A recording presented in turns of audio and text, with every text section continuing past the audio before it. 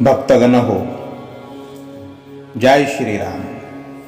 आपल्याला म्हसरूळ येथील सुंदर अशा श्रीराम मंदिराचे दर्शन घ्यायचे आहे.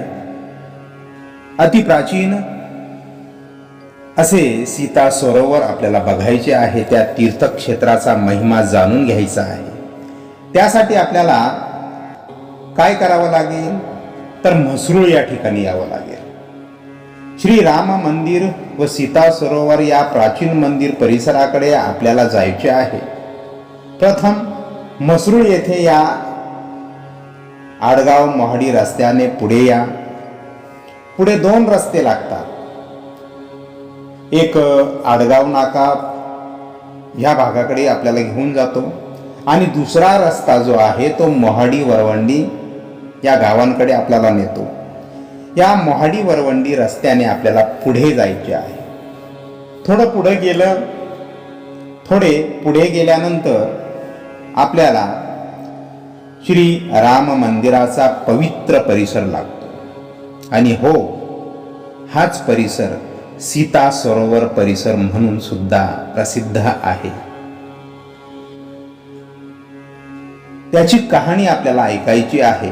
त्याचं महत्त्व आपल्याला ऐकायचं आहे आणि या पावन क्षेत्राची माहिती आपल्याला सर्वांपर्यंत पोहोचवायची आहे. कारण हे मंदिर जरा दुर्लक्षित म्हणण्यापेक्षा प्रसिद्धीपासून थोडंसं दूर आहे असं मला वाटतं आणि म्हणूनच हा व्हिडिओ सर्व राम भक्तांसाठी मी बनविलेला आहे. प्रभू रामचंद्रांच्या पदस्पर्शाने पावन झालेले पंचवटी क्षेत्र आपल्याला माहितीच आहे.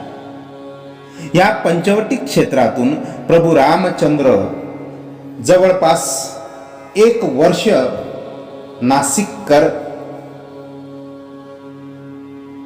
यांच्या भाग्यामध्ये एक आनंद सुख देऊन गेले.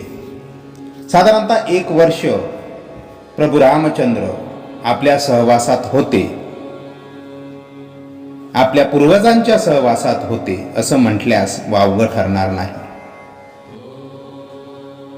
प्रभू रामचंद्र जेव्हा पंचवटीमध्ये होते तेव्हा त्या परिसराच्या आजूबाजूला प्रभू रामचंद्रांचा आशीर्वाद प्राप्त झालेला आहे अशी प्रसिद्धीपासून जरा दूर असलेली राहिलेली काही क्षेत्रे, त्यामध्ये सीता सरोवर व राम मंदिर हे क्षेत्र आपल्याला आज मी दाखवित आहे आणि म्हणूनच हा व्हिडिओ मी बनवित आहे. राम भक्तांनी या स्थळाला जरूर भेट द्यावी व स्वतःला भाग्यवान करून घ्यावं यासाठी हे सर्व मी आपणास सांगत आहे. हर हर महादेव. या ठिकाणी अत्यंत सुंदर असा परिसर आपल्याला दिसत आहे. या परिसरामध्ये आपल्याला श्री राम मंदिर, श्री हनुमान मंदिर, श्री खंडेराव महाराज मंदिर, श्री वज्रेश्वरी माता मंदिर, श्री भोलेनाथ मंदिर अशी विविध मंदिरे आपल्याला या परिसरात दिसतील. आता आपण प्रभू रामचंद्रांच्या मंदिरात प्रवेश करीत आहोत. श्री राम मंदिर सीता सरोवराचा इतिहास आपण जाणून घेऊया. प्रभू श्री राम, सीता माता व लक्ष्मण पंचवटीतून फिरत फिरत फळे कंदमुळे गोळा करत करत या परिसरात आले. तेव्हा अत्यंत घनदाट जंगल होते.